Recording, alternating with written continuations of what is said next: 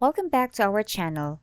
Today I'm going to show you how to read or understand Task Center for Binance. Let's start.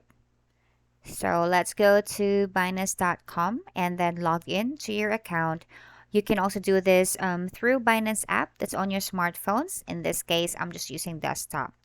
So given that you've already logged in and completed all authentication, I just click this one right here and then go to Task Center. So what is Task Center?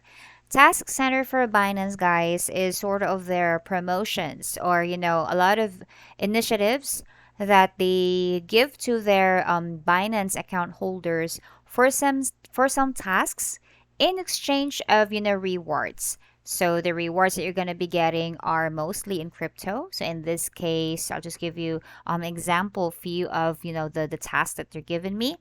Say for example, if I will trade at least $50 worth of crypto in my spot, margin, or futures, then I will be able to get cashback voucher. But most recently, they actually give me a 30 USDT cashback voucher for the deposit that I made for Binance just recently. In this case, there would be an option here for you to just click and says it's right here, redeem. In this case, since I was able to comply and complete these tasks, so they were able to reward, and this is already posted on my wallet. And my next target would be this. So say if I will trade for $50 for 30 USD, I this one is already expired. So this is pretty much the task that they gave. Take note that when they give task, there's like a timeline or a deadline to it. So if you want to maximize the rewards that they're getting, make sure that you'll be able to meet the deadline. So there it is.